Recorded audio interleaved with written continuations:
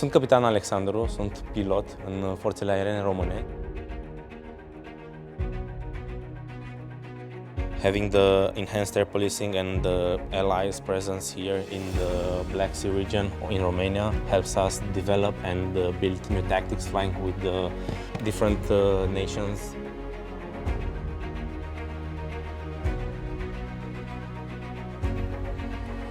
Moving tower, good morning, rampage 2 on flight of 2, request tactics on the heavy apron, negative access.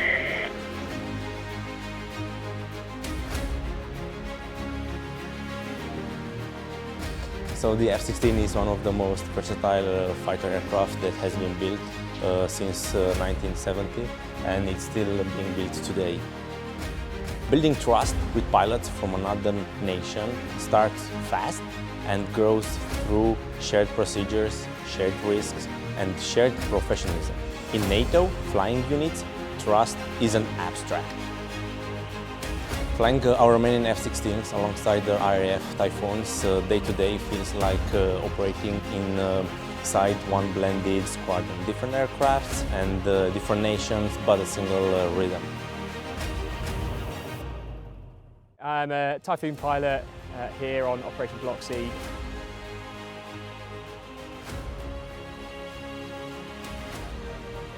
Operating here in Borcha with the Romanian Air Force has been a really positive experience from start to finish. As a host nation, they've been accommodating, welcoming. So when we're working together, it's all about collective training and everyone getting something out of it. So we've been doing a lot of, we'll go up and we may be red air for them, or we'll do some one-for-one PFM against the F-16s, which are based here. So it's all about interoperability. So I think that trust comes as we're all professional fighter pilots. It's kind of inherent, and when you work with them, they expect a certain level of professionalism from us and us from them. Air-to-air fueling assets from different nations, the Romanian Air Force being involved, some Greeks as well. It's all across NATO coming together for one exercise.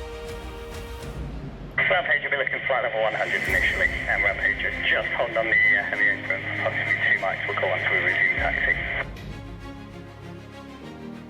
So QRA is a quick reaction alert, so it's designed so that we can get aircraft in the air quickly to intercept and deal with any potential threats or unknowns, in this case within NATO's airspace.